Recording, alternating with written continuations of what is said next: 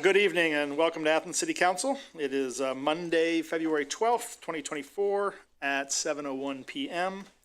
Tonight we have a series of committee meetings, first of which is Committee of the Whole. A few items before we begin. If you would please silence your phones so that we may have an uninterrupted meeting, we would appreciate it. And also I'm going to ask that everyone find a seat to sit down, please. We have a very large crowd tonight, and we, in case of emergency, want to be able to exit the room in a timely manner, and that would mean not blocking any hallways or areas of egress. Thank you very much. Appreciate that. Okay, the first item, or the only item on Committee of the Whole this evening. Committee of the Whole includes all of council members, and we have all present except for Member Michael Wood. The Committee of the Whole, we all will discuss tonight's agenda item, the resolution of Middle East. And I want to give a little background for how this resolution came to be on the Committee of the Whole agenda. We received through Council Member Claude Felter a statement from a local citizen titled Athens City Council Proposal for Ceasefire in Palestine. If you were here last week or you watched the recording, I was in another seat, but one of my first questions was how this proposed resolution was brought to council. I received it from Member Claude Felter. I did note that it came from her personal email address, not her council email address, because that's the way she received it. And so I just wanted to make sure that this was something that council was receiving officially and wanted to be officially sort of considered. Member Claude Felter, as all of us sort of are still learning, even me after a very long time on council, how we do our business and the official rules of council. And I would recommend that anyone interested in these processes to go online to the City of Athens, Ohio website, click on City Council, and you will see council rules linked there. And you can read these rules, which I'll be going over a bit tonight. And that may help you to understand the best way to engage with City Council. In any event, Member Claude Felter wasn't sure if she could present this resolution officially to council because she is not a committee chair, or it had to come through a committee chair. Any council member can submit an item for consideration to the Committee of the Whole. As we, so last Monday was a general council meeting, so we had a full agenda of other items. And towards the end of that meeting, we have time for citizens to speak on matters that were not covered on the agenda. And we had quite a few speakers speak to the Hamas-Israel conflict. That is, then Member Wood officially requested that this be an item on the Committee of the Whole for this evening. And so I just wanted to make sure everybody understood how we got to where we are today. Council rules are a little bit more specific for regular session meetings. Tonight is a committee meetings, but it does not prohibit us from considering public participation, comments. And so we are going to proceed this evening the way we would at a regular session of council, which means that I'm going to give you this kind of brief introduction, or maybe not so brief, to this topic. And read a few items from the city administration. You need to find a seat. There's two up here and there's plenty over here. Thank you. And then we're going to open it up to council members to share their thoughts on the matter. And then to other elected officials, city administration, and other elected officials in the audience. And then we will proceed with asking the community to share any thoughts that you all may have. As you'll know, in the council rules, we do have a limitation of a singular topic to 15 minutes, and that includes everybody. That includes all of our comments, other elected officials, as well as the audience members. But the president of council can extend that as they see fit. So I do want you to know that we want to hear you. We want to engage in this discussion with you. And I'd rather not be here at midnight, but we will plan on hearing as many or all of you as we can. So I'm not going to go into the council rules right now, but I do want to state that there was some concern that the matter as brought up in the communications from the public last Monday did not pertain to city governance. And so a question was asked about whether this issuing a resolution on the Hamas-Israeli conflict was what City Council in Athens, Ohio should be doing. And there's been some robust conversation throughout the week. I've received many emails. This has gotten covered in the press, and some of the drafted resolutions have been posted there. I'm sure you've seen them. And both myself as well as Mayor Patterson requested an official opinion from the Law Director's Office on the appropriateness of City Council issuing a resolution on the Hamas-Israeli conflict. And I want to start by reading to you that legal opinion. You have asked for a legal, this is from Jessica Branner-Hiddle, Assistant Law Director, dated February 7th, 2024, regarding the City Council resolution regarding a ceasefire in Gaza. You have asked for a legal opinion regarding the, quote, regarding the appropriateness of a City Council resolution regarding a ceasefire in Gaza, end quote, related to the Israeli-Hamas war that began on October 7th, 2023. It is my opinion that Council should not adopt a resolution of this nature for two reasons. First, while there have been numerous armed conflicts in the last several decades, Council has never adopted a resolution calling for a ceasefire in an active armed conflict. See the indices of City Council resolutions adopted 1997 to 2023 attached. Second, a resolution by its nature is something, quote, less formal than an ordinance, and generally it is more expression of opinion or mind of council concerning some matter of administration. It's from Black's Law Dictionary. Council resolutions should be within the scope of issues that arise in local government. Adopting a resolution of this nature opens the door to similar resolutions with tenuous connections to the daily affairs of running local government. As a result, it is my opinion, based on precedent and the intended purpose of a City Council resolution, that adopting a resolution on this matter is not appropriate. We have a great deal of respect for our Law Director's Office and for Ms. Hiddle, and we thank her for that opinion. City Council is not required to follow that opinion. We are going to have a robust discussion tonight about how City Council might respond to this clear request from the community. I wanted to bring up one other point, which is that towards the end of our meeting on Monday night, Mr. Brandon Thompson made a really excellent connection to a resolution passed in 2020 titled A Resolution by the City of Athens, Ohio, to declare racism a public health crisis, and in support of Senate Concurrent Resolution 14, declaring racism a public health crisis in the state of Ohio. One thing I wanted to note there is after a number of whereases, we have section 1, which states the Council of the City of Athens, Ohio does hereby declare racism to be a public health crisis affecting our city, county, and the entire state. And then in section 2, we, the members of Athens City Council, ask the mayor to establish a working group to promote racial equity throughout the city and to promote community engagement and provide tools for city departments to engage actively and authentically with communities of color.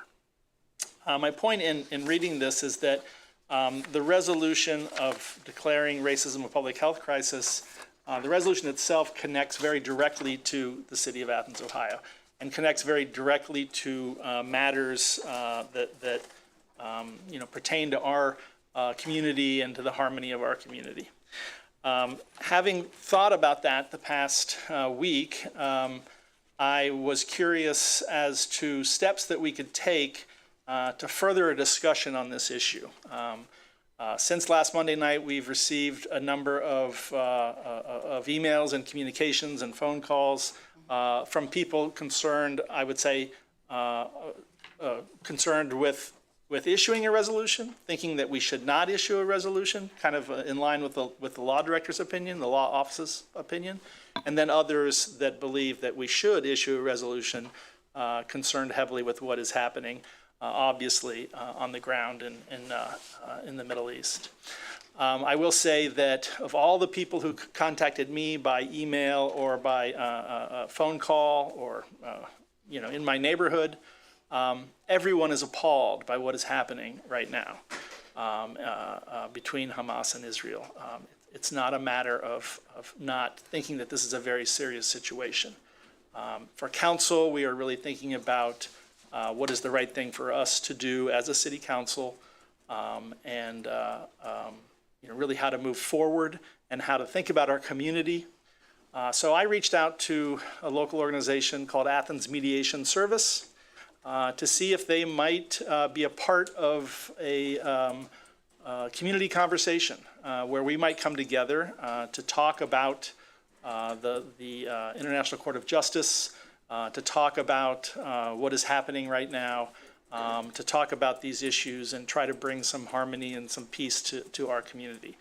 So that is certainly one possibility of what may come out of this issue being in front of council. But I don't want to speak for the rest of council. I just wanted to share with them, as well as with you, that these are some of the thoughts that have been going on in the community the last week. Okay. The rest of council is going to have an opportunity here to share their opinions, and then we will, I promise, get to the community conversation or the community input towards the end of our agenda item. I'm opening this to yes, Member Spielness. Okay, now that you said all that, I'm going to have to abbreviate some of the things that I wrote, but I think that I have spent the last week really agonizing, to be honest, about this and trying to think of what's really in the best interest of our community. And so I wrote out a fairly lengthy comment that I hope will be taken into consideration by the council. So again, it's certainly, I, along with everyone else, is horrified by what's happening in Israel and what's happening to the people in Gaza. There's no question that it needs to stop, and it's an awful situation. That is irrefutable. I think it's important, though, to understand that this was initiated by the Hamas fighters and the people. I know people in Israel who are Let's all respect one another here tonight. I know people who are affected personally. It's very disturbing that this is being ignored. So if you'll respectfully listen to me as I finish my statement. And therefore, I think it's very important that that all of you contact your senators, representatives, and the president to push them to find solutions. But what should City Council do? Should we pass a resolution? If so, what should it say? If not, why not? In addition to reading emails from constituents before making a decision, I asked residents throughout Athens what City Council should do. I've communicated with residents, including lawyers and people in the Jewish community. I also posted on my local Facebook pages. Notably, I received the same number of emails asking or demanding that I pass a resolution condemning Israel as a number of emails from people who asked me not to pass any resolution. Then, all except one person that I consulted said that City Council should not pass any resolution.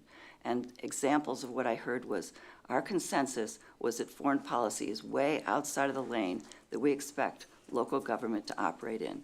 I'd prefer to see investments of city staff time to record and publish resolutions directly related to the local area.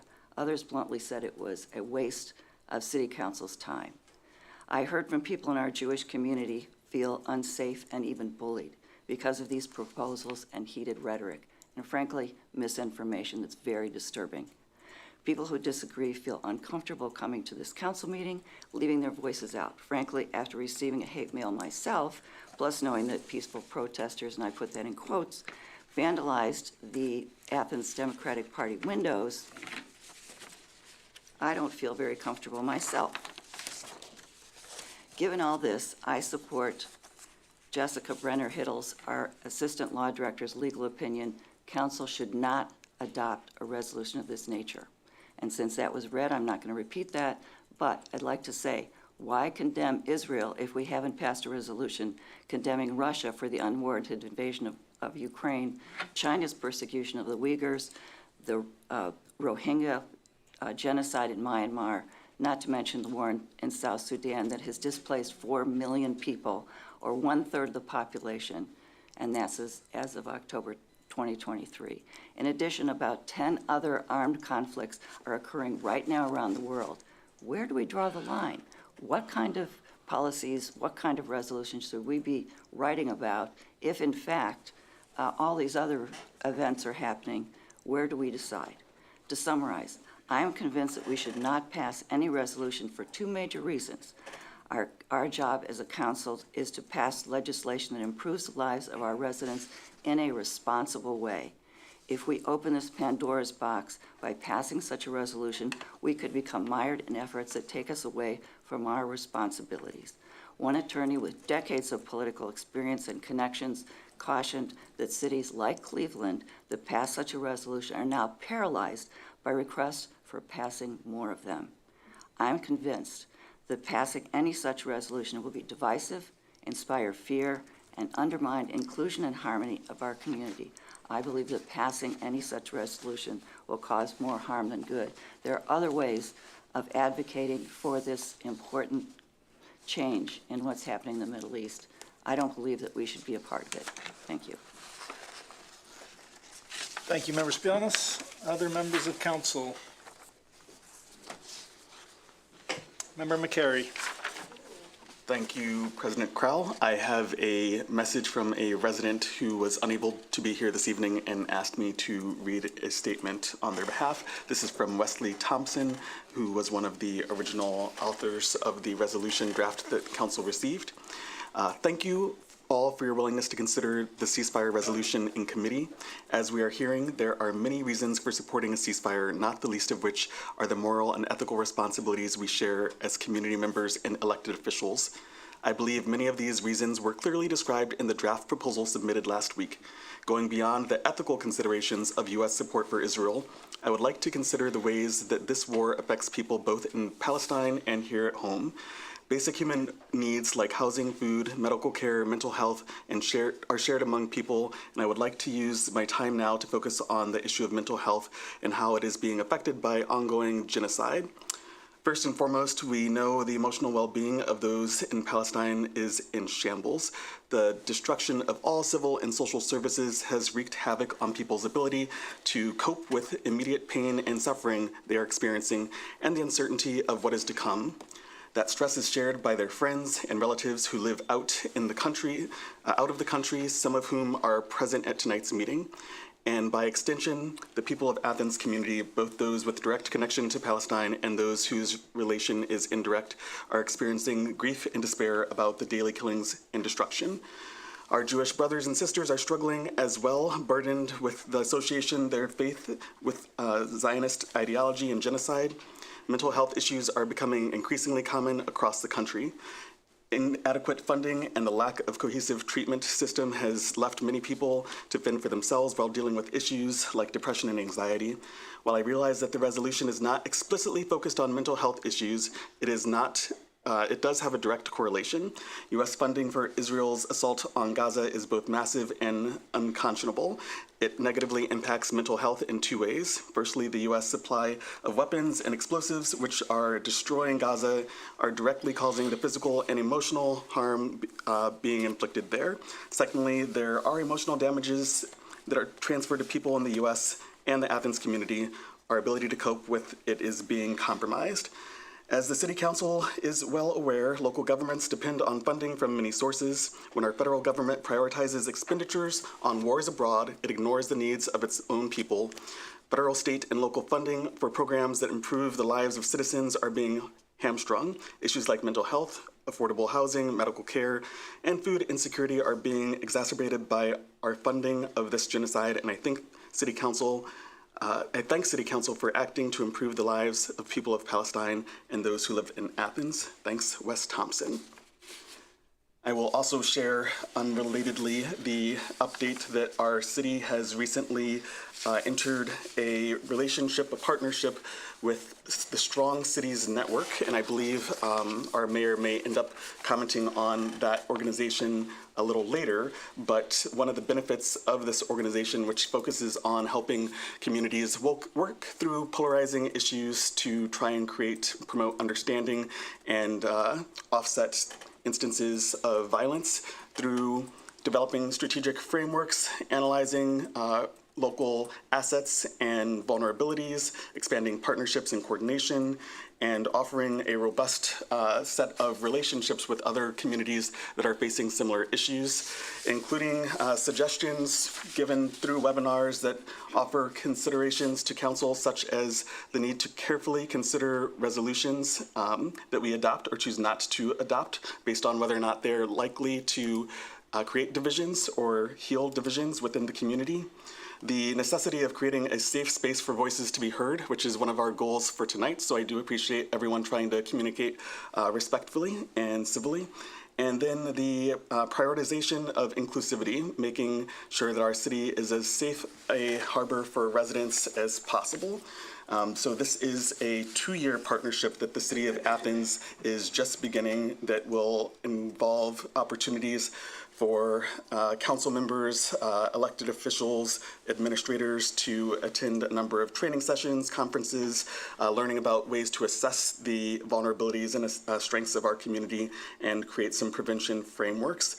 So it is my thought that if this council decides to focus more locally on the impact of these issues, it's very clear to me that we have a lot of concerned citizens who are demonstrating the kinds of polarizing concerns that this organization or network of cities has really been working to address. So it is my hope that if we adopt a resolution of some kind in response to this, even if it's not as specific as calling for a ceasefire, that we would consider leveraging this as a resource.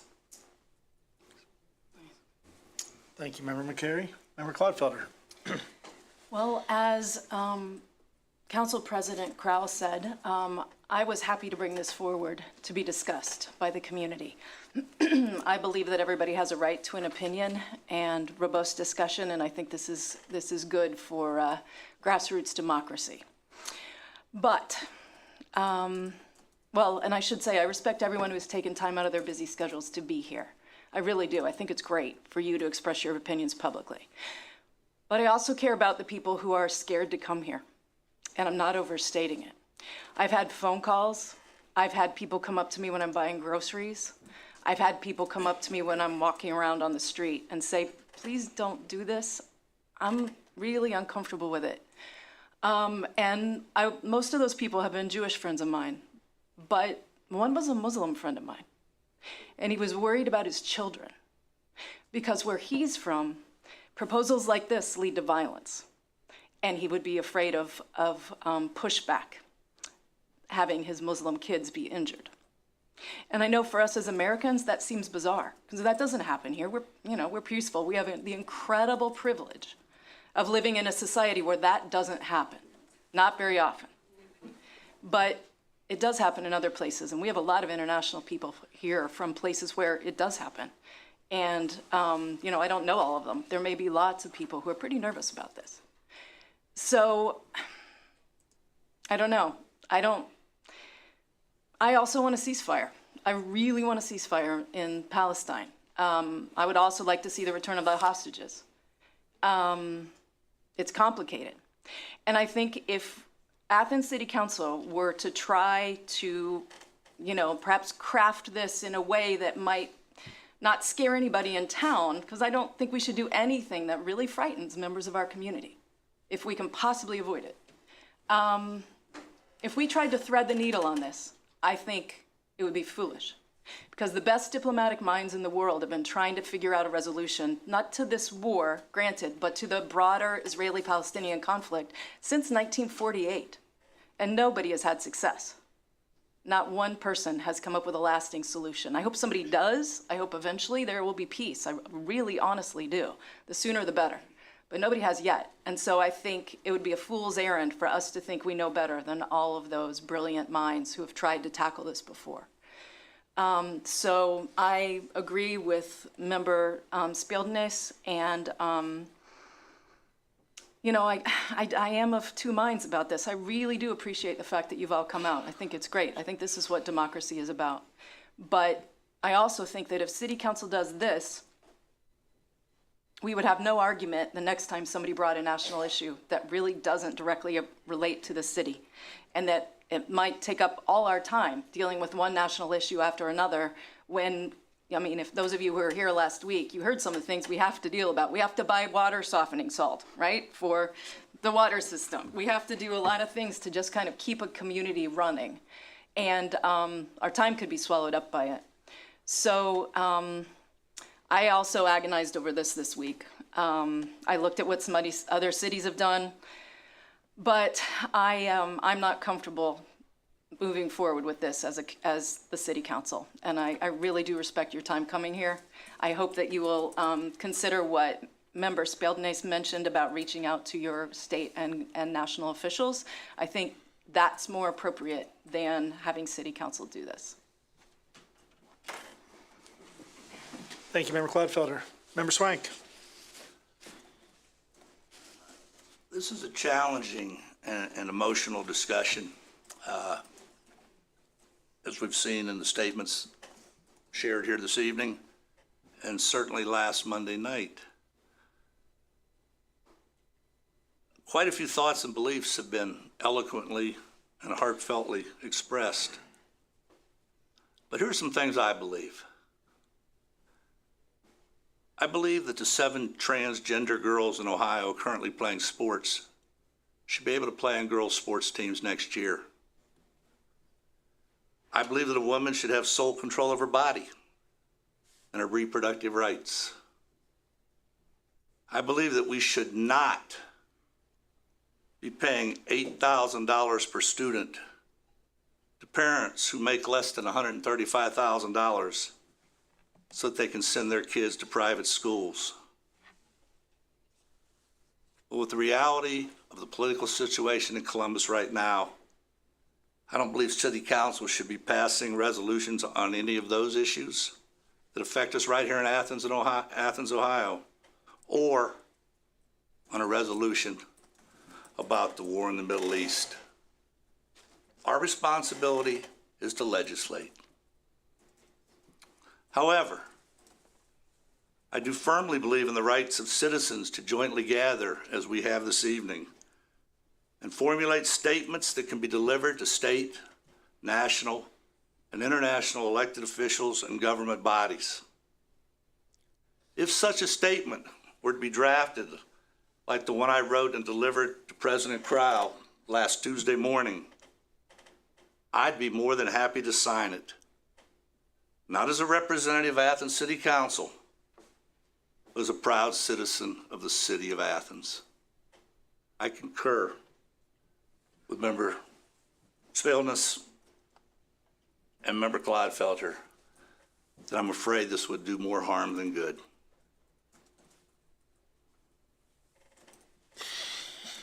Thank you, Member Swank. Yes, Member Thomas. Where to start? So we all received the same emails. I read through all of the emails we got, and like everyone else, I got emails that were pro, were against, and a couple that were in the middle in that they were fine with the resolution with some stipulations of changes or adjustments or acknowledgements. I read through those. I read through links that we got, one of which was the Dayton resolution. I looked through other, just the list through news articles of other cities that have given resolutions.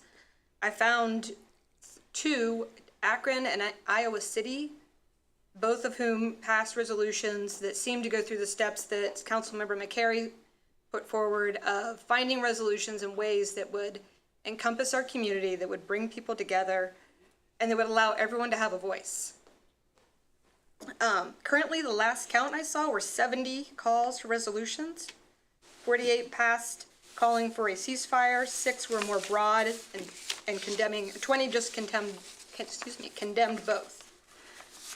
I would be comfortable going forward with this discussion to moving to find, as Councilmember McCary said, ways to have input and discussion, and to consider just where everyone is standing. And I do think it is important to acknowledge the victims on both sides, which is the dreaded statement of both sides, we all know. But that was specifically mentioned and called out by a number of different people, that there are actions on both sides that lead to this. And, you know, it's always my opinion that we remember that the people are not their governments. And that is really the overarching theme. I would be fine going forward with this in some capacity. I think it'll need just some work and some discussion. I would encourage, and I can send out to council, Iowa City, Akron, and Dayton, which we all did already receive, their resolutions. They had some really interesting phrasing in there. They had some good support. I thought Councilmember Wood's resolution was a simple call for peace, and I appreciate all of his work on that also. And that's all I really have. Thank you, Member Thomas. Member Reisner, would you like to speak on this? No, I like to keep silent and listen. Okay, fair enough. Anything that anyone wants to add from council? Thank you very much for your comments, and I want to thank the public for hearing us, because we will hear you too. Just And one brief we will be thing. respectful, just as you were with us. Yes. Thank you. Member McCary. I just wanted to offer that if the conversation does move in the direction, not in the direction of a resolution for ceasefire, but in something more locally focused, the kind of combination of language I'm seeing in other sources and resolutions would suggest a resolution offering guidance for navigating local impacts of global crises, preventing hate, extremism, and polarization. That would combine the tenets of the Strong Cities network that I mentioned with the notion that we should be trying to perhaps arrive at guidance for navigating local impacts on global crises that we have indeed addressed through resolutions, not in the context of war, but in the context of environmental issues and other matters. But that might be a way to move forward, potentially even integrating some of that work into the city's broader diversity, equity, and inclusion strategic planning. Thank you, Member McCary. Any additional comments? City Administration. The only comment that I have is to follow up on what Councilmember McCary had mentioned. The city has become a member of Strong Cities, the Strong Cities Network. I would encourage all of you to Google Strong Cities Network and understand the tenets of that organization. It's global. I've recently been asked to go over to Slovakia to a meeting through the global network. Unfortunately, I'm not able to do it due to a sundry of things, which is unfortunate. But again, we have been admitted into the Strong Cities Network. We've also been identified as one of 6 cities now in the United States. They have a North American cohort, or I shouldn't say cohort, a North American representation or network.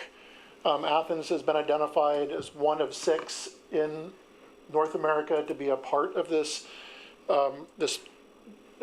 lengthy training that we will go through. I'm hopeful that the Racial Equity Coalition, a lot of the Ohio University student organizations, in particular the international student organizations, are going to take part in this as well. I encourage any of you who are here tonight to be a part of this process that we'll go through. Just to share real briefly some of the things that the Strong Cities supports. Strong Cities Network supports cities through a variety of modalities, not only addressing a complex and evolving threat environment, but to fulfill their potential as leaderships, as leading in prevention. They host convenings, they host regional hubs, they have targeted training for capacity building. And let me read this one. And this is something that I'm keenly interested in our community being a leader in, and that being that they will support cities and relevant stakeholders to improve and develop local approaches to take account of good practices internationally and which can be tailored to your local community. I can go on and on and on about this, but I would strongly encourage each and every one of you to learn more about the Strong Communities Network. And as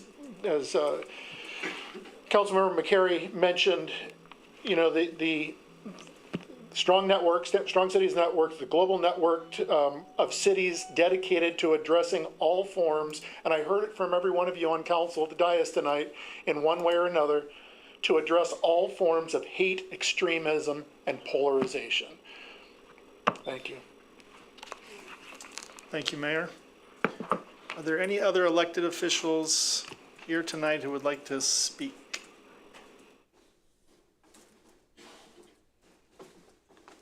Okay, thank you very much. I want to go through a few procedural rules for members of the public who would like to address City Council. You will come forward and speak from the podium. I don't know if anyone, I know quite a few of my council members rewatched last Monday's meeting, as did I. It is very difficult to hear people who are making comments not from the podium. So there was some discussion last week from this seat to audience members and you couldn't hear what the audience members were saying, so you only got one side of the conversation. So we do ask that everybody who wishes to speak do so from the podium. We do need to know your name and your address, and there is a sign-up sheet on the podium for you to record that. We will wait for you to finish recording that information before we start your time, and you will have 3 minutes. We would like to start with citizens from the city of Athens. We feel that is the most important. It doesn't mean we won't hear from others, but we definitely want to start from people who do live in the city of Athens. We also had an interesting something that went against our rules last Monday night, which is that people kind of got into a debate and they returned to the podium and they answered. There won't be any returns. You'll have 3 minutes and to say your piece, and then we will move on to the next participant. Okay, thank you very much. Who would like to speak, please?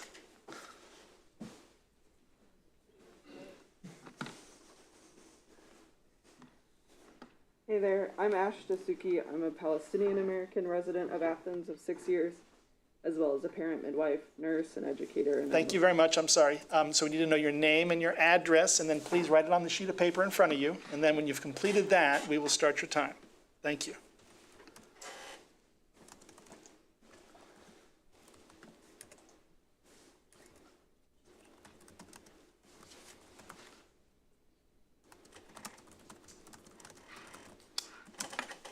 Thank you. I'm Ash Dasuki, a Palestinian-American resident of Athens of 6 years, as well as a parent, midwife, nurse, educator, and I'm part of the queer community. In reference to also in things like the slippery slope argument, talking about funding, it's a really horrifying experience to both not be allowed to visit my family's homeland and also have my own tax dollars funding the genocide of my people. And so that's like, where does this end if we pass this resolution? What conflicts, when do we stop? Funding, that's the line. We are funding this as a U.S. government. The U.S. government and every one of us here are funding this. And some of that money is going forward without due process. So I can't speak to the president directly, although I have attempted to in front of the White House. I can ask my local community members to represent me on that front. Also, it's really important to remember that not supporting genocide is not the same as not supporting Israel. These are really different things. I don't know how much footage y'all have been watching but it's also really hard to be watching these things and see all this and then just like interacting with people that are going about their daily life like business as usual. I really want to hear my community say no, that there's a genocide happening and we aren't okay. We're not okay with what's happening. Every single day I feel fear to be in public. I feel scared to tell people I'm Palestinian, lest they equate that with being a terrorist. I feel fearful to wear my keffiyeh. We've already seen 3 fatal and to near fatal anti-Palestinian hate crimes happen in the U.S., one in a rural white Vermont town that many could say is pretty similar to Athens. So this is a really deeply relevant issue to us. Declaring that we demand and that we want a ceasefire communicates how the few outlier extremists in our community are not the whole, that's not who we are, that we don't support genocidal feelings towards a people group in general.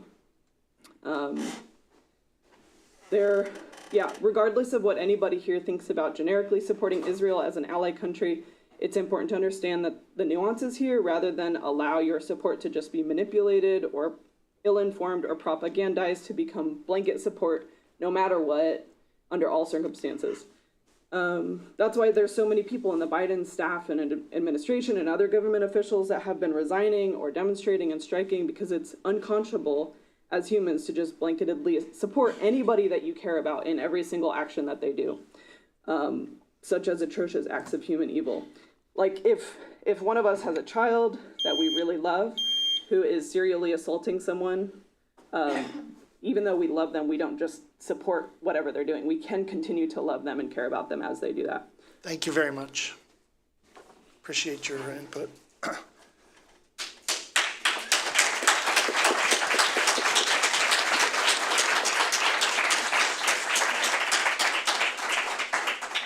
While I'm writing my name, I will say that I'm referencing my laptop because the chief in the hallway told me the only printer might be in the mayor's office and he wouldn't let me in there.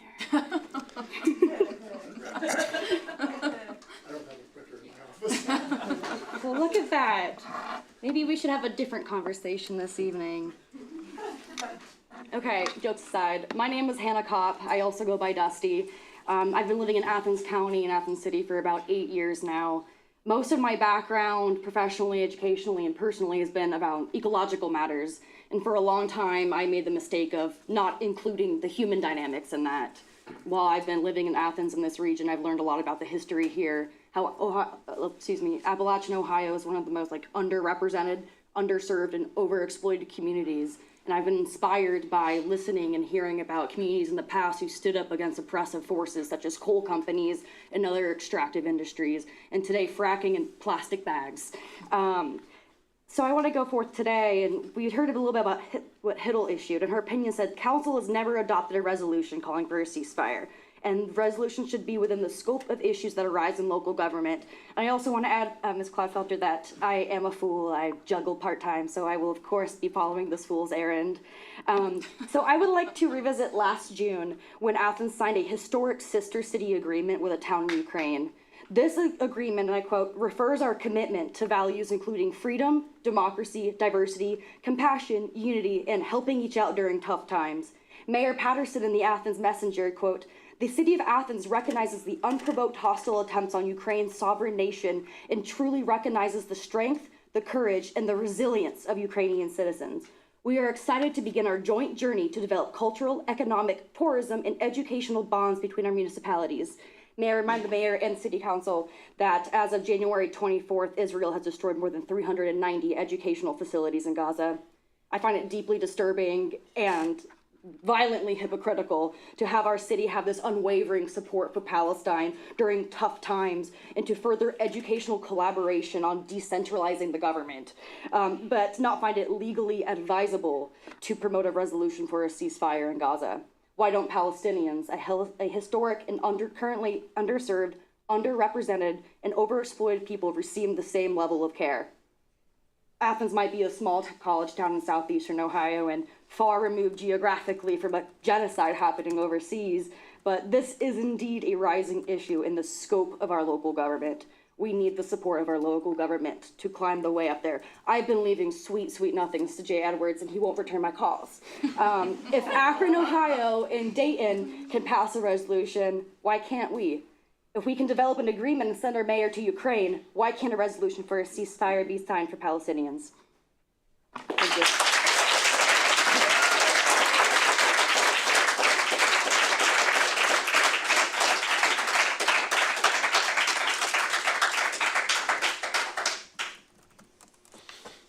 Please.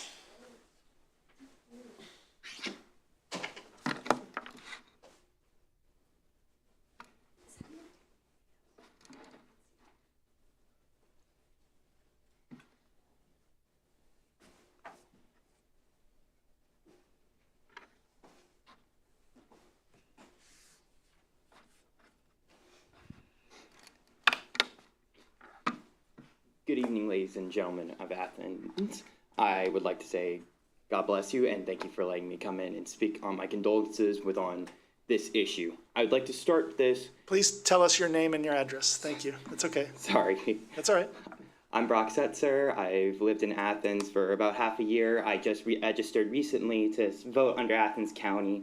I'd like to start off this with a quote from Mitch Albom. War never stops, it only pauses.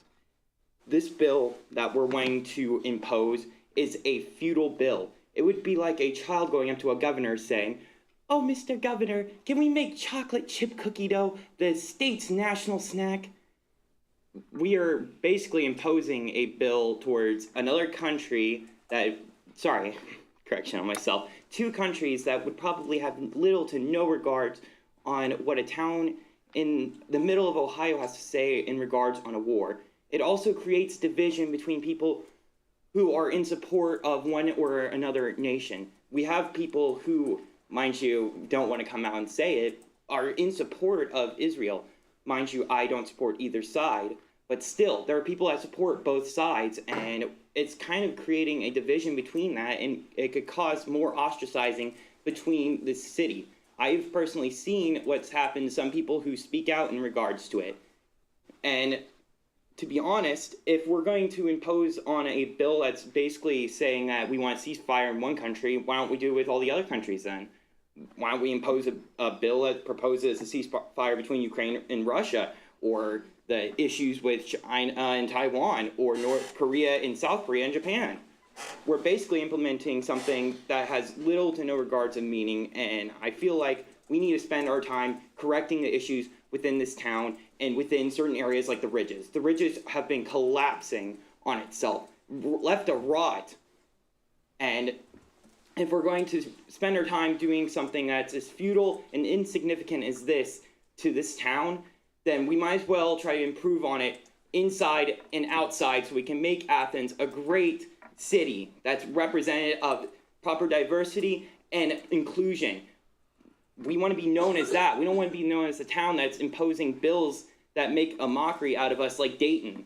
I've lived in Dayton for a long time. Dayton has nothing. It is a complete mess. And they impose a bill like that when they could be helping with the drug epidemic. I've personally seen what's going on in Dayton. They're wasting their time on bills like that when they could be correcting their own town. That's why I fear that we impose a bill like this and have it passed, that we're just going to continuously throw meaningless things like that. I've made my qualms. Wonderful evening. Thank you. Well timed. Please.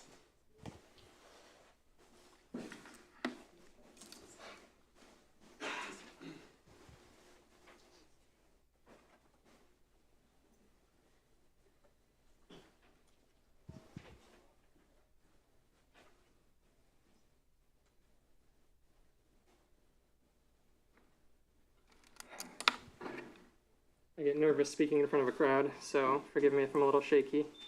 Just want to say real quick. Just name and address, please. Emma Loomis Amrine. Thank you. Live on Grosvenor Street, a couple blocks away. Real quick response to that last speaker. I'm from Dayton. I love it. I think it's an amazing area. So talking about, I was really inspired by Dusty setting a resolution. I brought another one here.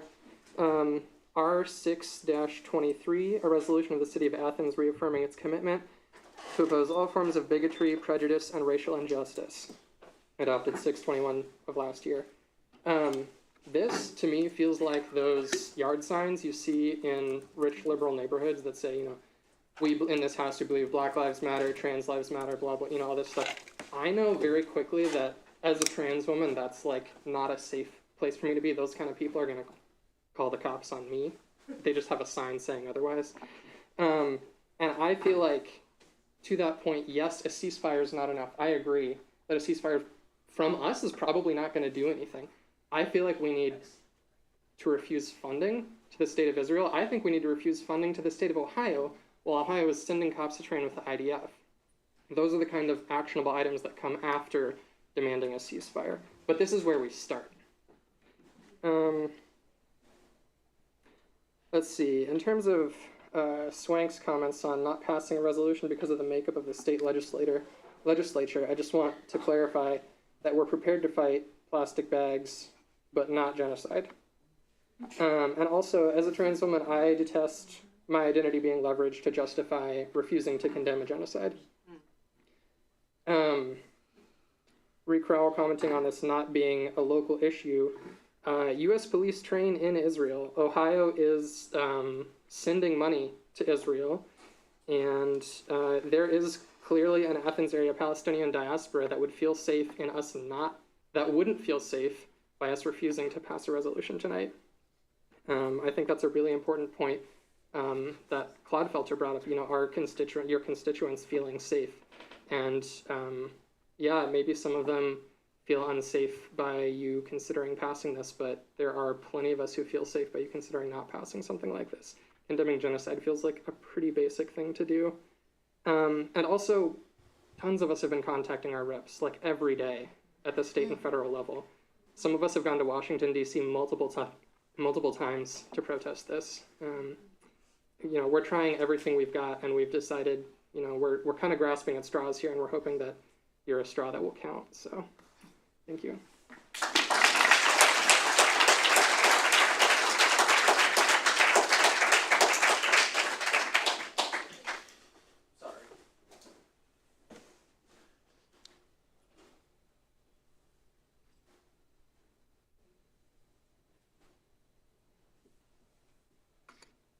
Hi, I'm Valerie Velasco. I've lived in Athens since 2020. I've spent a summer here before that.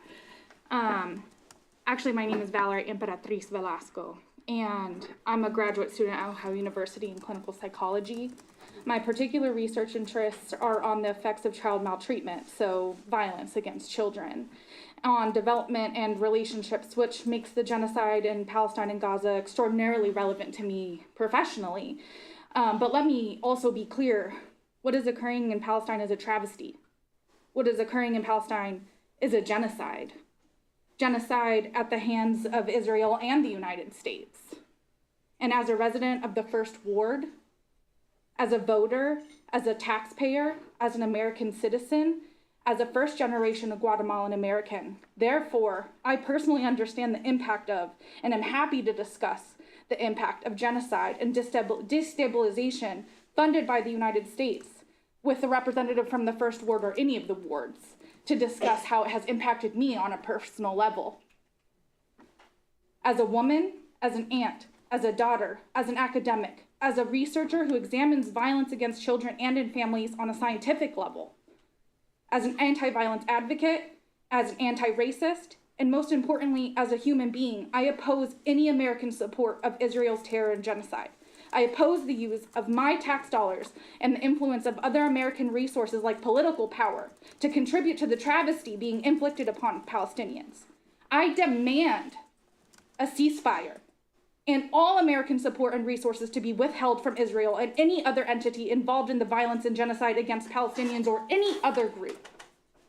The fact that Athens has not previously adopted resolutions, the fact that there is a lack of precedence is not a good enough reason not to act when American resources are being used to perpetuate genocide or any other injustices. The least we can do is make our voices known to our representatives and those with political power in our community. Representative Clodfelter, I am frightened by genocide itself. I am also frightened by your hesitance to call for a ceasefire. I said I'm in support of a ceasefire. You are not in support of a resolution declaring that as the city of Athens. True. And I'm frightened by that. Okay. And you should know that because you're afraid of other people being frightened of the resolution itself. I'm frightened of your hesitance to declare that. I'd like to leave you with a quote from Dr. Martin Luther King Jr. Not just because it is Black History Month, but because he was a revolutionary that we should all be acting behind to this day. The time is always right to do the right thing. And that's all I have for you.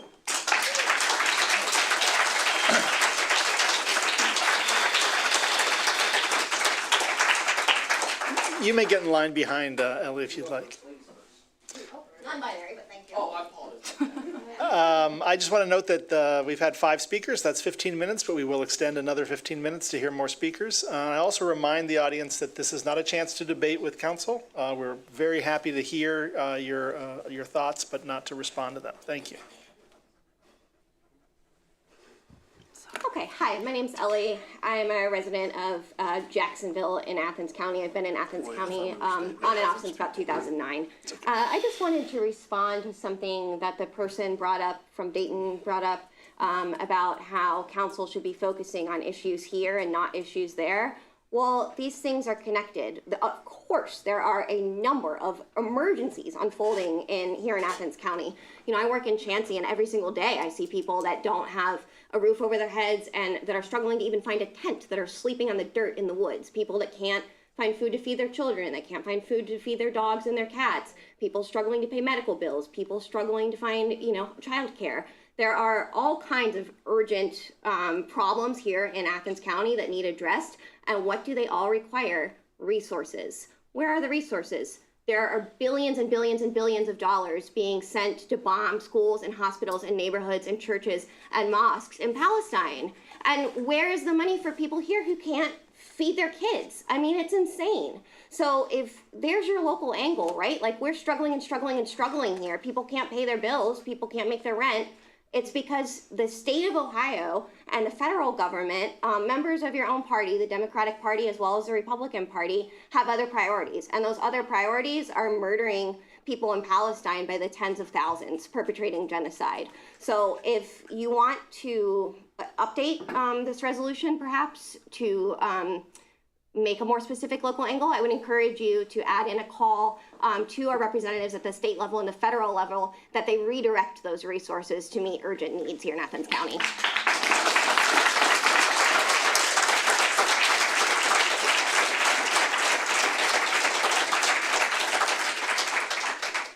Thank you very much. Just write my stuff down. Apologize on that. That's okay. I would like to remind everyone that we'd like to hear from the citizens of Athens first, and then we'll give others an opportunity. Thank you.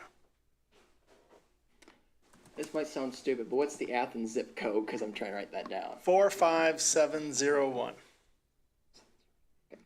I'm Emerson Young. I live on McKinley Avenue, but I originally come from a town called Sandusky, which lives on the North Shore. Woo! I like that.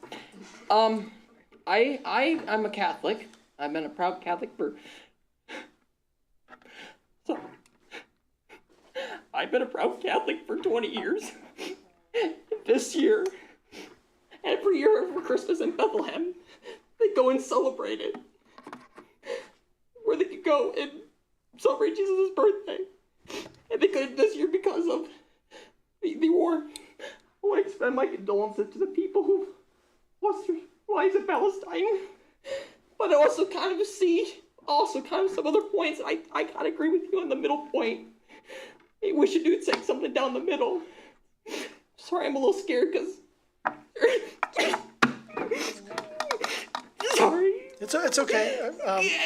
Would you like to take a moment? I know I see both sides, and I want to make sure everybody feels included. As a Catholic like me, so they can go and celebrate back in Bethlehem, but I also see what's going on over in Gaza, and that you guys cannot be able to I think we both agree that it's bad. I know we both agree that Hamas there, but I think we have some diplomatic reason, but I don't know how people feel about this. We can get rid of the hostages, free them. But if we could see a free Palestine, maybe I would be open to seeing their. I see both sides, and I just hope this war stops one day. I hope the thing in Ukraine stops, and also this hurts me because of conflict up in my town. We lost somebody from the Afghanistan war. We lost one of the 13 servicemen up there. And it was hard on all of our community, because if we felt that things should not happen over there, I think everybody there, so I just hope, I'm just calling for an end to just both Israel and Palestine to stop war, and I apologize if I offended anybody here, scared anybody, I apologize. Thank you.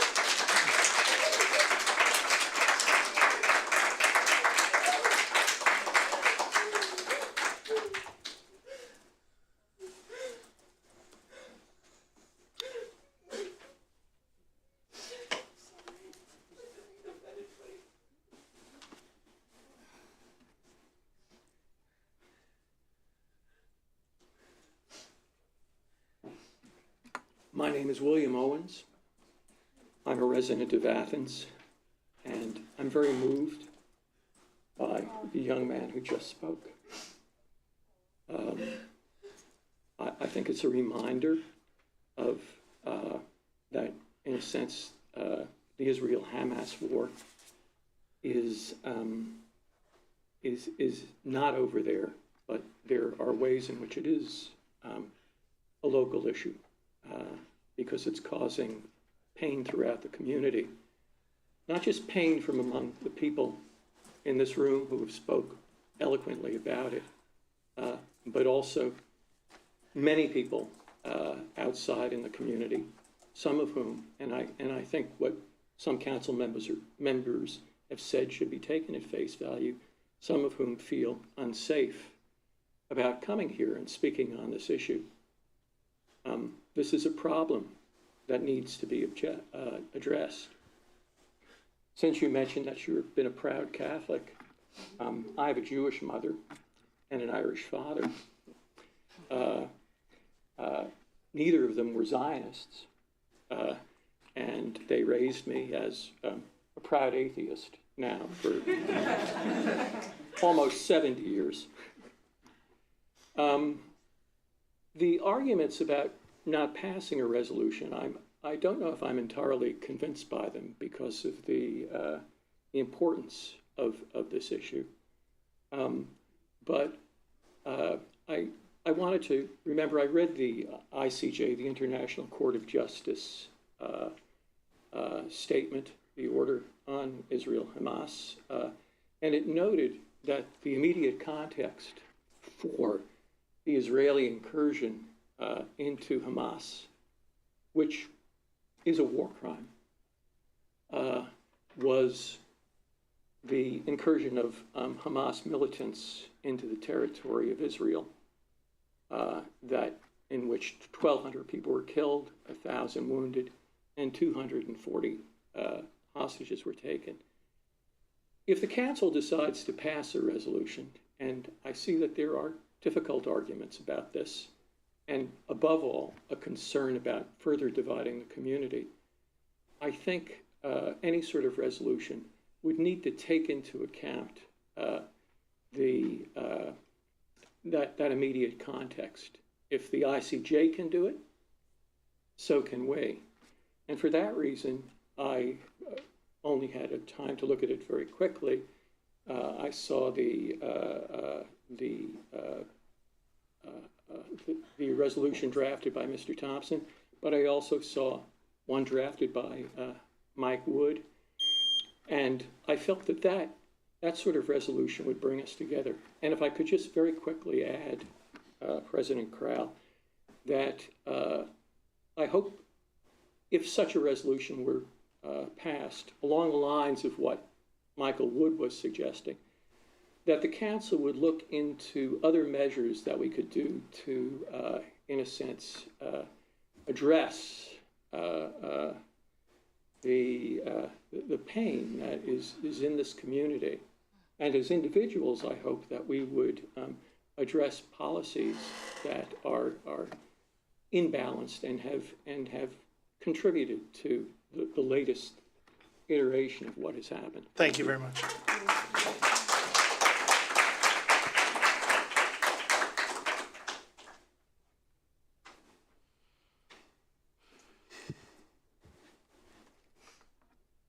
Hello, my name's Aya. I live in United Lane in Athens. Hind Rajab was stuck in an ambulance with her dead family members, and when emergency workers were called to come save her, they were also bombed. She was a little girl, and there's a voice memo of her saying, "Ana khaifa," which means I'm so scared. As a future healthcare worker, I look at speaking out about this as a duty. Dr. Thayer Ahmed just came back from 3 weeks in Al Nasser Hospital in Khan Yunis, and he talks about hearing airstrikes 50 feet away and then immediately seeing a flood of bloody family members bringing in their elderly and their children because there are no emergency workers left to come bring people to the hospitals. He talks about treating people on the floor of the hospital because the hospital is already so full of displaced people. He talks about not having any basic antibiotics or diabetes medication or blood pressure medication and seeing patients that could have been easily saved dying of sepsis. He talks about how none of the healthcare workers are getting paid. These people are doing this as volunteer. They themselves are receiving aid. They're getting one loaf of bread or one can of beans for the week, and they are weak and they don't have the medications that they need. A lot of them have lost family members, and they're still showing up every single day for their patients because there's no other option. Aid is not being let in. The Rafah border has been closed. Gaza normally received 500 trucks, and since this has started, they only receive 100 every single day when the need has gone up exponentially. So this ceasefire, I understand people saying that, oh, this doesn't seem relevant, but this is incredibly relevant to every single one of us for reasons that every single one of us can see. How is it not relevant when we're sisters and daughters and granddaughters? How is this not relevant when you see these people who are sisters and daughters and granddaughters bringing in their elderly and their children and not being able to receive medical care because the medical system has completely collapsed? A ceasefire resolution, like people have said, doesn't define any new amazing geopolitical solution, but that's not what this is about. This is about telling the Athens community that we see the humanity in this situation, that we see the collective humanity in ourselves, to say that this is not right and that the violence that we are witnessing, the genocide that we are witnessing, the over 30,000 people that have been killed and the hundreds of thousands of people that have been injured with no way to receive medical care, that we see the humanity in them. This is a very, very small way to do that, but I urge the council members to think about if something like this was happening to themselves. And we saw that with Ukraine. It's easy to stand up for things when people look like us, and these people are just like us, and they're people that want to live and survive and be happy and healthy with their families, and that is actively being taken away from them. Thank you.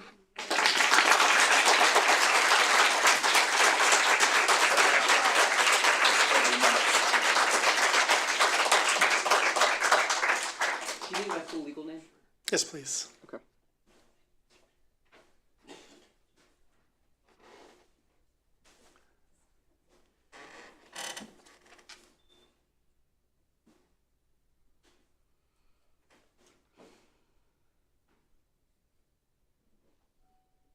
I am Zoe Ward Bryson. You can call me Ward. I use they and she pronouns. I live on 27 Mound Street, Unit 102, in Athens. Just to start off, I looked at the Strong Cities Network. They seem to have some really good ideals. One of the main things I emphasized was collaboration and global community.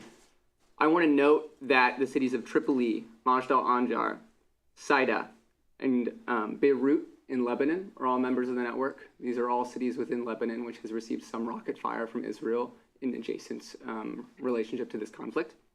Additionally, the city of Karak in Jordan, which is not received any direct physical attack or violence, but which is under immense pressure at the idea of refugees fleeing the situation, if they're even able to get out of Gaza, even if they're able to get out of any part of Israel or occupied Palestine.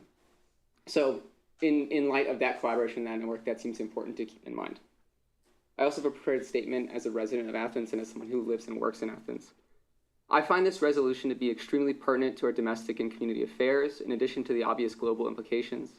Establishing a ceasefire resolution for Palestine in Athens indicates that although this region may be more rural and small, it is mighty in its advocacy for human rights. It shows the residents in its surrounding villages/cities that it takes a stance against racism and that it advocates for the health and prosperity of people, not the destruction of them. A stance that I think will inspire neighboring municipalities to consider and thus have a stronger effect. Notably, speaking out against a genocide gives me as a community member some peace that Athens withholds human rights and maintains a safe community. If we don't speak out against a genocide, the worst crime against humanity, then what will Athens take a stance on? Because if Athens can't speak up for the worst thing, it gives me no security that you will speak up against other, lesser, yet horrible things.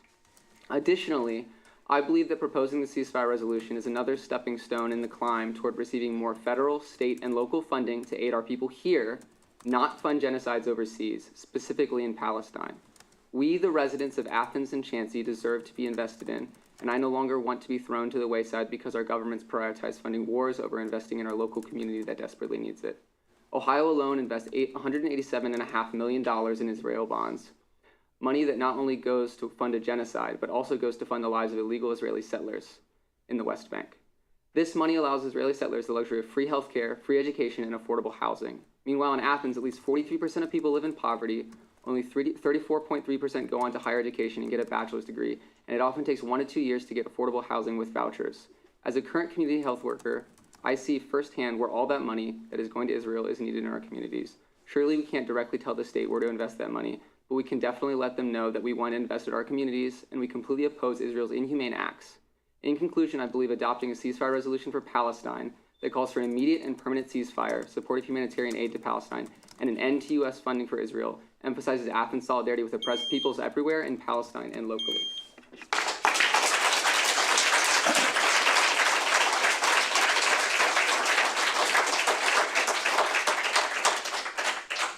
Thank you very much. Before the next speaker, I want to note that we now have heard another 15 minutes on this subject, and I am open to extending this further.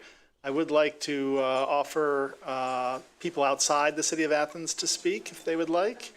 But I do want to say that this will probably be the last extension on this topic. We do have other business we need to settle tonight.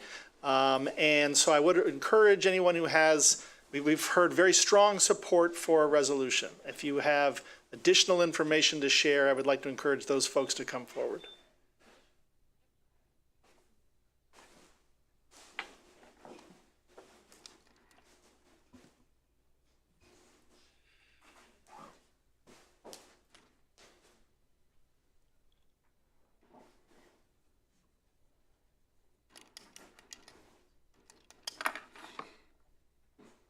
Hello, my name's Alicia Bicknell. I live at 24 Hudson, Ward 4. So I just want to note that first that since I was last at this podium last Monday, 983 more Palestinians have been killed by the Israeli Defense Force. 650 of those dead bodies belong to children. There was some conversation at the beginning about how people might be scared to come here to the meeting. And I just, maybe it's okay if people are scared, if they're okay with committing genocide. Think about all the times in the past that if those committing genocide were scared, instead of being given power, support, and safe harbor by the US or world powers. Think of those that are practicing nonviolent direct action when they aren't being heard. Maybe we could think of them as leaders instead of terrorists, or as Member Spielness said, vandals. I also wanted to talk about some of the other language that was brought up in the resolution for the Middle East. So there was language about urging a ceasefire and an end of the current conflict between Israel and Hamas. I want to say that 42% of those that have been killed are children. So it's truly hard for me to believe that Israel is targeting Hamas. And Israel, it's not just Israel. Israel is backed by the US. And it is not just targeting Hamas. It's murdering civilians, and not just children, healthcare workers, and journalists. The resolution continues that the City Council would recognize the importance of promoting diplomatic and peaceful resolutions to conflicts and fostering understanding and cooperation between nations. I wanted to say I appreciate the use of the occupied Palestine by Council Member Wood. But also, this is not a war between nations. It is a war between Israel and the small strip of land it has forced Palestinians into in the past 75 years, called the Gaza Strip. Near the end of the resolution, it said that the City Council would call on both parties to engage in dialogue with the aim of addressing the root causes of the conflict. The root causes of this conflict aren't hidden, especially by those who are causing them. Israel has occupied Palestine for over 75 years, treating the people as second-class citizens, limiting their food, land, healthcare, access, and movement. The root cause is that the rest of the world is letting them do it. The rest of the world is letting them kill and injure without reproach. To end, I'll say that there was talk about living in a strong city. I too want to live in a strong city, but strong cities don't let genocide happen. They don't. I again call for free Palestine.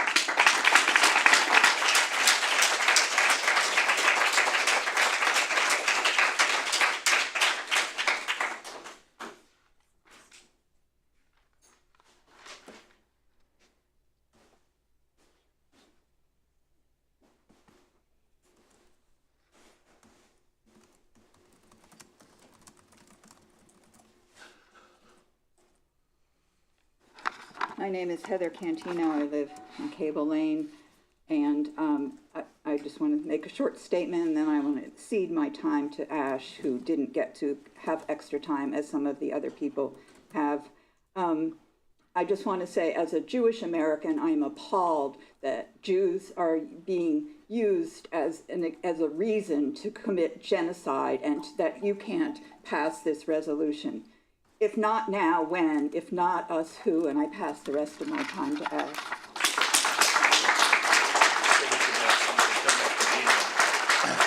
Thank you, Ms. Cantino. We're not able to pass time on to others, but thank you.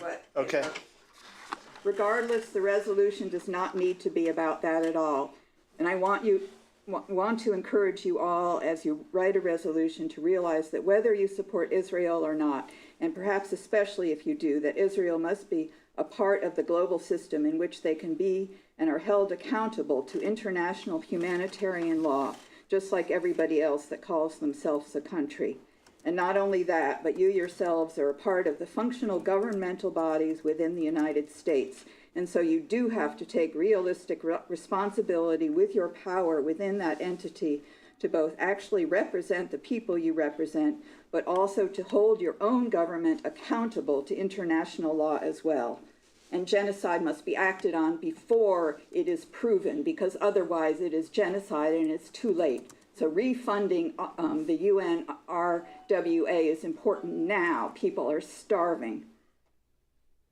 Or else you are profoundly complicit in the federal government's actions by looking away and pretending to have no involvement whatsoever, neither as small town council members, nor as voters, nor as consumers, nor as investors, nor as people who influence and have a say in the cascade of human interactions that start from the smallest levels of government and trickle upward.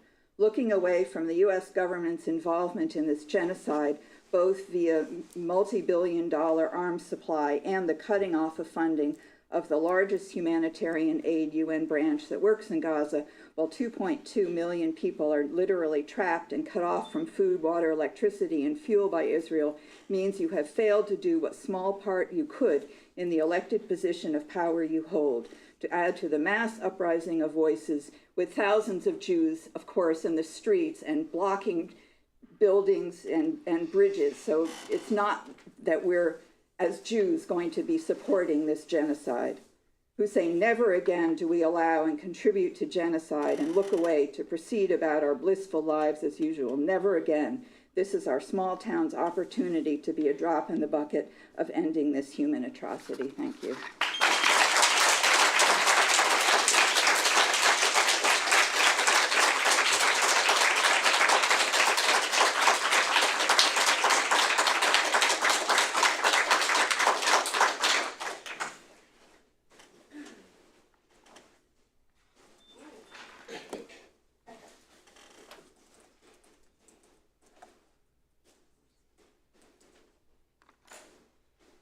I'll just start by saying I hate public speaking. I'm Brandon Thompson. I'm a lifelong resident of Athens and one of the few black people that decided to live here. And I'm a member of the Racial Equity Coalition of Athens and part of the leadership team for that group. As a reminder, as we all know, Athens signed the proclamation in June 2020, claiming racism as a public health crisis. From that point, the city's been working to address this public health crisis. They've worked at and looked at improving their hiring criteria for the positions in the city. They've added a community component for the patrol officer interviews when community members can ask and hear questions for potential police officers. They've hired their first DEI coordinator who, in addition to being qualified, also increased the surprising low number of people of color who work for the city of Athens. The entire staff has gone through trainings related to race, and the work continues. This very discussion right now that we're speaking at is progress. I think even though I don't enjoy some of the things y'all are saying, this is progress. I remember at city council when nothing would happen. Y'all wouldn't even brought this up. So I just want to honor that while we work on this. This is an issue that I think is really important to bring up. Athens is made up of the people and the systems that inhabit it. We're in a work in progress, and I believe this conflict is connected. What does this say about Athens if we as a community can look at this conflict and this death and do nothing collectively? What does the Athens government have to do with Israel-Hamas conflict? We've made the proclamation. This is racism. A group of particular people, 30,000 people, are dead. Palestinians, they are dead. And it continues. Not Hamas, Palestinians. It's documented. There are more dead probably under the rubble. We can only know what's been documented so far. This is different because it's gone to the ICJ. There's documentation. There is actionable things that have been asked of us. Yes, we all are appalled, but yet we don't speak out. And that's a concern. We can speak to our Senate, our members in the Senate. We can write our emails. We can talk to Biden, blah, blah, blah, blah. But they're asking us to send more money to kill innocent civilians. Yes, there are conflicts happening all over the world. And yes, we don't speak on that. But why? Why don't we? Oh, if we get caught up in that, okay, I understand that. But I've seen this before. Literally lived through this in the last couple of years. Black Lives Matter. America as a collective says, you need to stop doing this right now. Do it right. Stop protesting. That's not how we do it. Stop talking about race. You're making us uncomfortable. This is not how we do this. And then we do nothing. The concern that passing a resolution will create more division is not unfounded. I want to say this and make sure everyone understands this. There are true anti-Semites loving this focus on the Jewish people. They're relishing in it. You're right, this is complicated. And yes, passing this resolution could lead to division among citizens. It could lead to fear amongst some citizens. And it could maybe lead to 30,000 more people not being dead. I have friends who are not thrilled with me speaking on this. They've spoken about how their Jewish friends have been threatened because of this increased focus on the Jewish people. And I want to honor those voices. This is not unfounded. It's not maybe. It's very real. And this conversation will increase violence towards people. Those people will exist regardless of this resolution. Those people will do harm no matter what. And so this confusion of, oh, well, I'm worried for the people, is not unfounded. But I think we need to make sure that we understand saying nothing will do nothing. We as American citizens didn't want civil rights. We didn't want gay people to marry. And right now we don't want trans people to exist. Let's not pretend this is not the case in America. We progressed, but let's not pretend Athens is any different. We're part of this. We just voted on our first person of color to Athens City Council, Michael Carey, since 1970s. Pat G. This is Athens, Ohio. White supremacy lives here as well. So let's not pretend it's not here and do something. Passing this resolution encourages the community to have dialogue on important issues. You invite the community to engage with you. If we do nothing, we cannot bring in those citizens who are scared to talk about what's really going on. Otherwise, we have to believe these emails. We need to bring the community together. Imagine this community talking about this issue and finding a way to have this dialogue. And that's what I think erasing racism is in a community and why it's connected to us. Otherwise, why are we, again, considering doing nothing? And I know you're all scared. There have been other people with scared issues before you, just as smart as you. So this is not unique to you. This is complicated, but please just do nothing. Thank you, Mr. Thompson.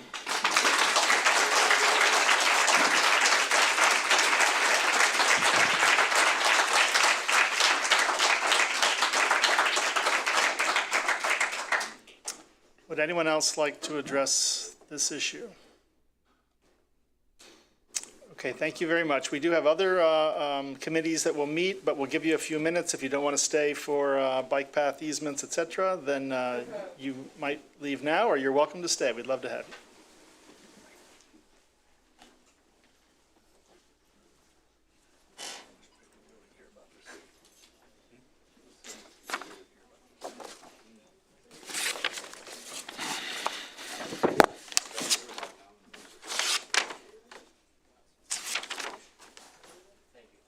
Thank you. Take care, Steve.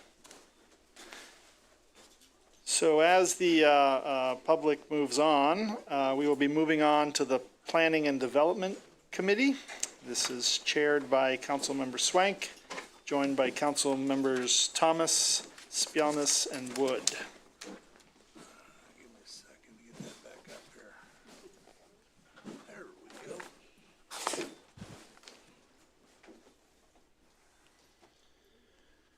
And Mr. Swank, please feel free to wait a few more minutes or however long, you know, you're in charge. For the moment. Big agenda item.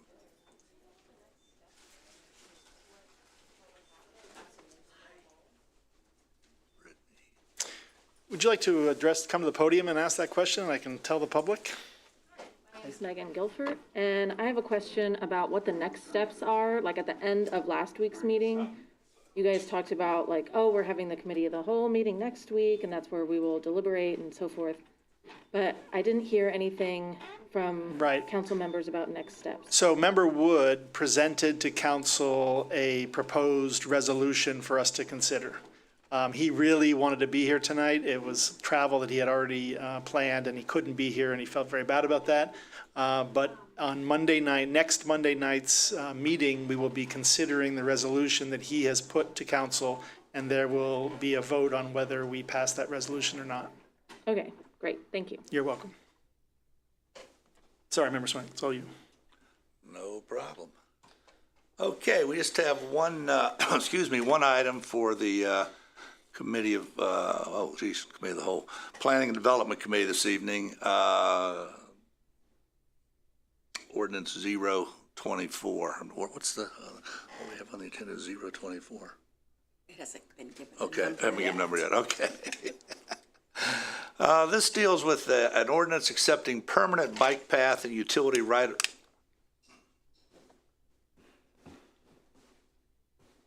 Anybody else wants to leave, we'll give you a minute here. Since we're going to be dealing with business of the city.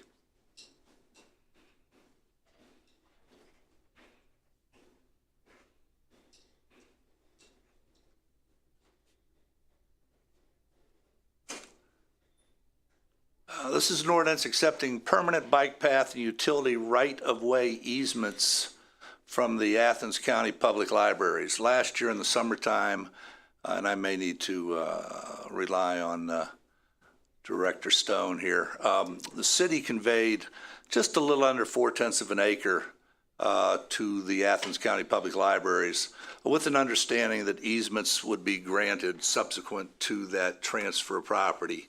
And that's what we're talking about tonight. And the purpose of these easements are for dealing with two things. One, bike path maintenance and improvements, and access to utilities. The Public Library Director Nick Tepe has agreed to this in principle.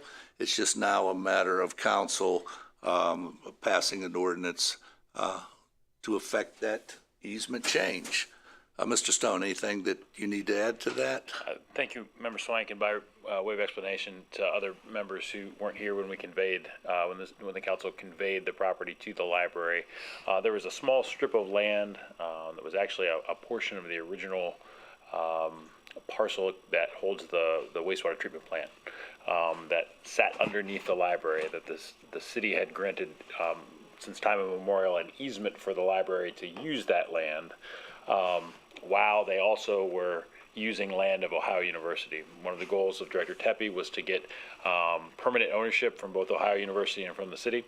And so we've gone through a couple-year process to get it all straightened out. There's a lot of history in this area with the railroad that went through there, as well as the US 33 highway and a host of utilities and other things. So it was pretty complicated. And the very last step is when the city granted the easement, one of our points with them, likewise when Ohio University, when the city granted ownership and Ohio University transferred ownership, one of our requests is that the library goes ahead and cleans up and grants easements to the city for maintenance of the bike path spur that goes from the end of Home Street, as well as the parallel sanitary sewer line that runs down through there. And so in both cases, these utilities or these pieces of infrastructure are already there. and this is just a matter of being able to care for them in perpetuity. Mr. President, this is also not a pressing or emergency request, so I fully anticipate it to go through the full 3-reading process. Committee members, questions, comments? Other members of council? The public, those of you who decided to stay with us, appreciate you being here. Mr. President, that concludes the Planning and Development Committee. Thank you, Member Swank. We will now move on to the Finance and Personnel Committee, chaired by Councilmember Reisner and joined by Council Members Wood, Clodfelter, and McCary.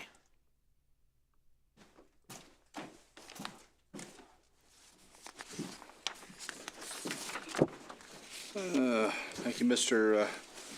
President. Finance and Personnel Committee only has 2 items, then and now certificates and medical fund. And I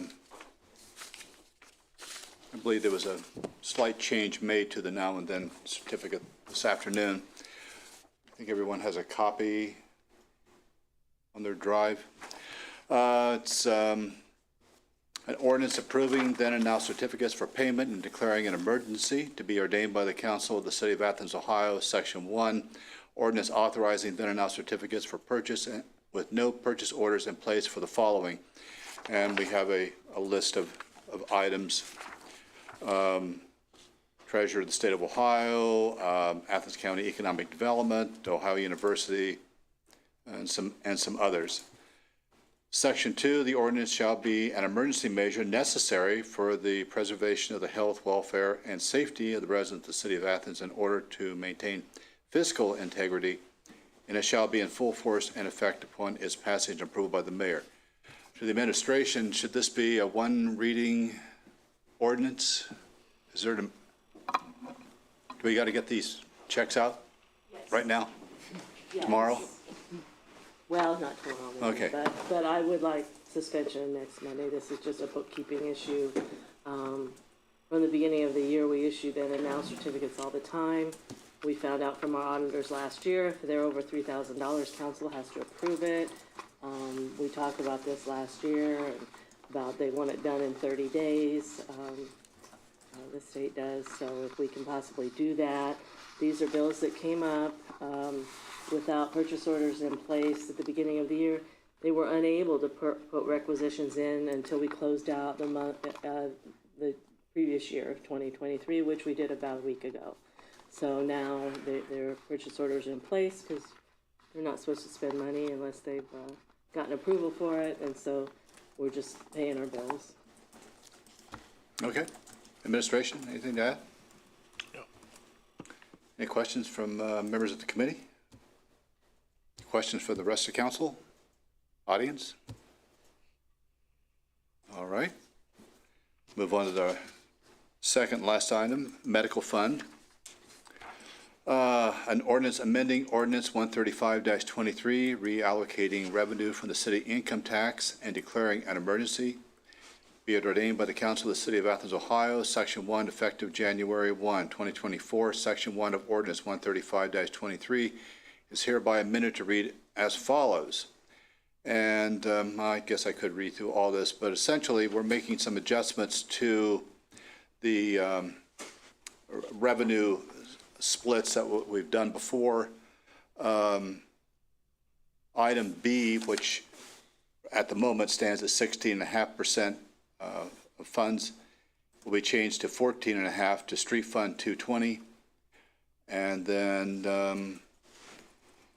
there's an item F, I believe, added here, 2% to Medical Fund 866. Is that pretty much it, administration?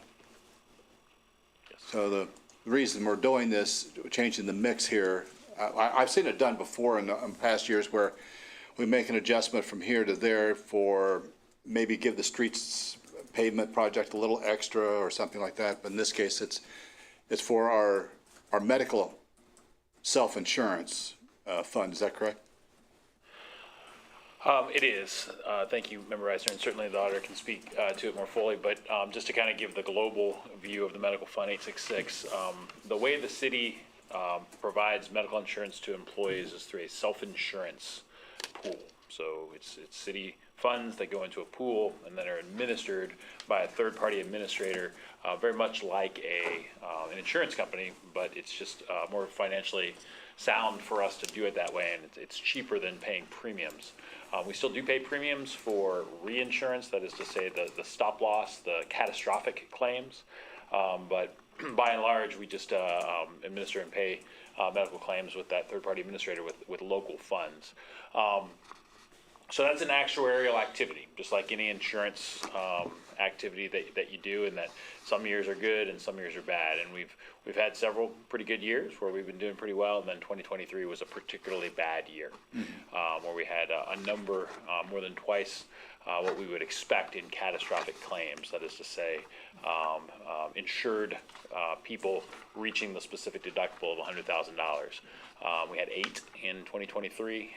In any given year, an employer of our size, we should expect 3 to 4 people. So we had a particularly bad year in 2023, drained the medical fund, and so I'm sure that Auditor Heck will talk about other steps that we need to take to basically get that fund back up to a viable place to be able to make our medical payments going forward, and hopefully 2024 we won't have as catastrophic a year as we had with that 2023. There was one note, you talked about the income tax mix. That would be one of the steps Yes. I think we need to take. The street fund is doing pretty well right now as far as the unappropriated balance, so we thought that was the most appropriate location to do that mix change from, because that balance will hold up for a while. Okay. And then I certainly yield to Auditor Heck with more specifics. So that brings us to the second ordinance that we need to pass to transfer $300,000. Well, just to make it clear, we requested the tax mix change from my office. So we're the ones looking at our deficits in the medical fund financially. And we already increased the amount that we're charging departments per employee for the contributions to the medical fund the first of this year. And it's just not enough. We ended the year in a negative $193,000. So we have taken, and this was actually the Service Safety Director's idea, is to do a one-time increase in that transfer to help out. So we did that in January so as not to have negatives on our reports for the auditors. So that amount was about $292,000. So we ended January with about $99,000. We spent $125 to up to over $200,000 a week on our medical payments because we are self-insured. We transfer that money to an account that our third-party administrator then pays the providers. So $99,000, or you could round it up to $100,000, is not enough money to carry us through.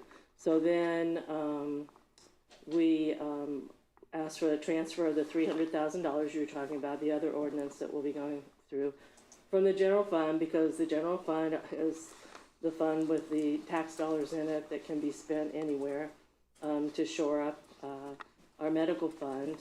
And then as I said, this is a one-time monthly transfer that we did. We're not increasing those payments every month for the whole year because that puts a real strain on certain funds that don't carry a lot of extra unappropriated balances in them.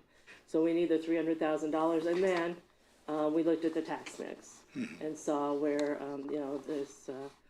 the street fund has a very healthy unappropriated balance, and so we would like to do that for this year. That's not necessarily a permanent change to the tax mix at all. And we think that the street fund will be, will be okay. We, after our discussions with the treasurer, we've got healthy income tax contributions, or sorry, interest revenue coming in from our investments, and so they should, break even. That amount of money they're losing through the tax mix will probably be made up by the interest income, and so that won't set them back, really. And so those are our three main things that need to be done right now. Okay. For the fund to keep up, because we will have a negative at the end of this month too. We've already spent our money that we have in there, so we will.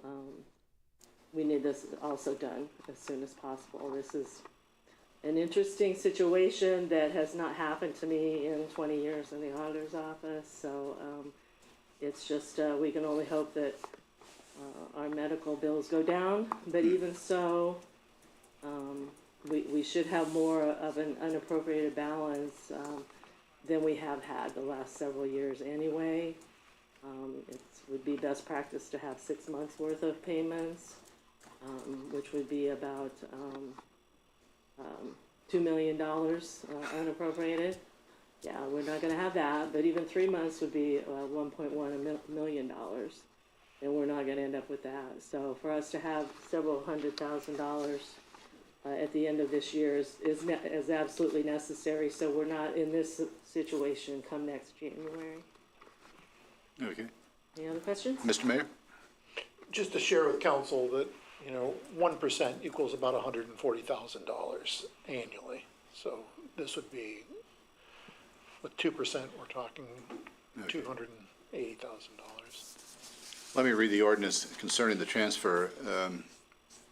Section 1, the 2024 Appropriation Ordinance 130-23 is hereby amended by appropriating from the unappropriated balance the sum of $300,000 to General Fund 101, TC 600 for transfer and increasing the total appropriations by the same amount. Section 2, the auditor is hereby authorized to make the following interfund transfer from General Fund 101 to Medical Fund 866, amount $300,000.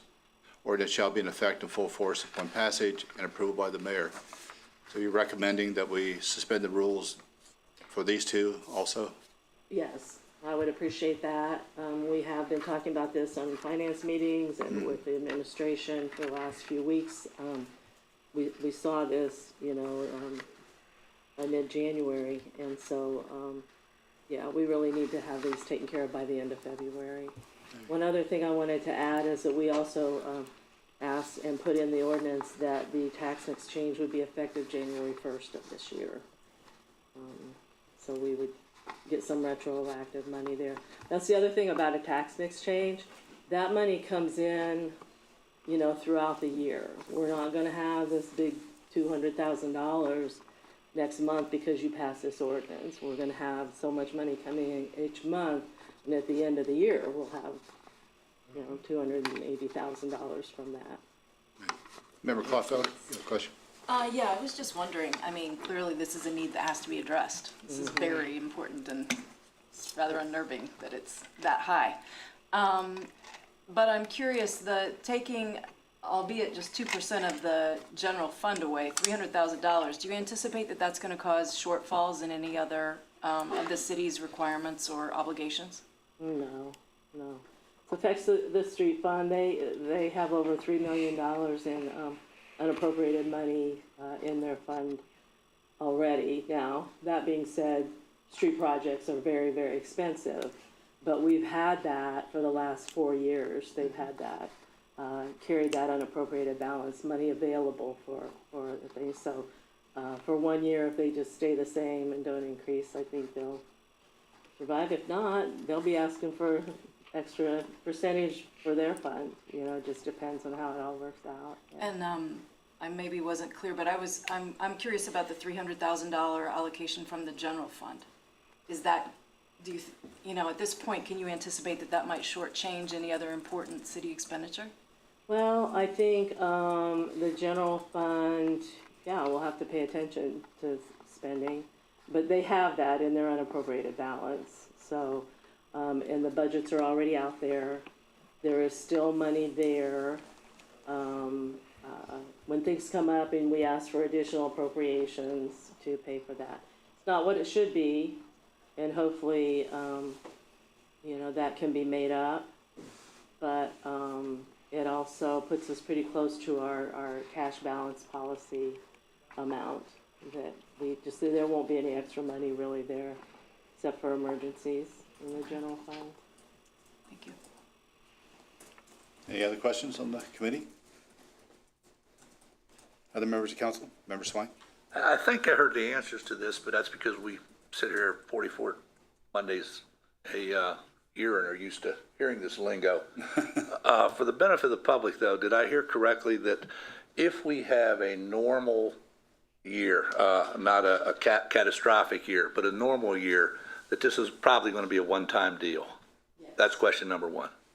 Okay. Yes, that's what we hope for. So we spent about $125,000 more last year than we did the year before. Okay. Second question.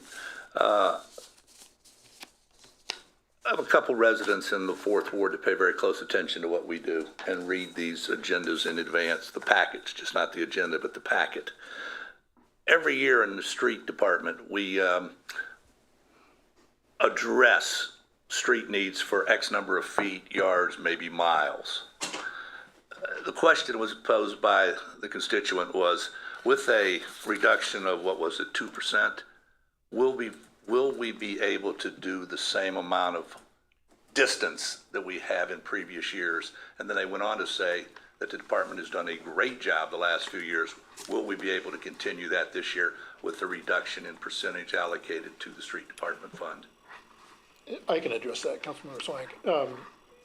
We've been very diligent since at least 2016 with increasing the amount, the miles, if you will, or the linear feet of paving that we've been able to do, and we've been doing it very well to where we've gotten to the point where we have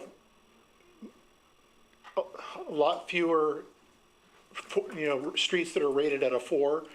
When Director Stone was the director of engineering and public works, there was a formula that was being used to identify the streets, or street rating system, which was formula based in terms of need from, I think I've mentioned this to council in the past, where a very low number could be either a non-existent road or a dirt path, up to a number 9, which a good example to give you for number 9 is the new Harold Drive extension, a brand new street, or North 1804 Way. When I took office, we had a number of 4s. We had actually not a large number, but we had a large number of number 4 rated streets. Maybe one that was a level 3. Since then, we've accomplished repaving, sometimes milling and paving, other times crack seal, and with that, we're finding ourselves with fewer and fewer streets. So to your point about miles, we've also seen a reduction in the miles of street. I think in our strongest year under my administration, we were able to pave, I think it was around 18 or 19 miles of street. And last year, I believe that number was much lower. I think it was closer to 14 or 15 miles. And again, that's largely because of the amount of streets that have been paved. So I have to commend the Department of Engineering and Public Works with the way they've been able to take our dollars and stretch them further. But at the base of it is having intentional about getting a lot of streets repaved, because we increased the mix too. That's the other thing that's important to mention, is that we had authorized a larger percentage that was going to streets for a number of years. But as we see that we've got a lot more accomplished, it's time we can easily back off, and we'll still get the streets that truly need to be milled and paved. Yep, we're not going to ignore anything. Thank you. Any other questions? Can I just add to that? Oh, sure. Yes. I think the average amount that is appropriated for the annual street repaving each year is around $500,000. They have over $3 million unappropriated and available to spend. So I wouldn't think that they would have to cut back on that. Right. If I could just throw a caveat in there, that's correct. We would not cut back on that. However, all of the external funding that we get from primarily FHWA through ODOT requires a local match.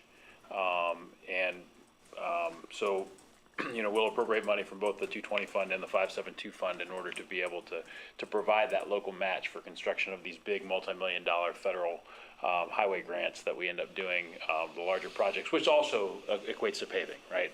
And the Union Street project is an example. There are a couple different outside funding sources for that, and there'll be quite a bit of new pavement associated with that. So we just had a bid opening today. Nobody bid. My guess is because our estimate was too low. And so when there's still inflationary pressures on the construction market. So, I don't intend to spend that whole $3 million this year.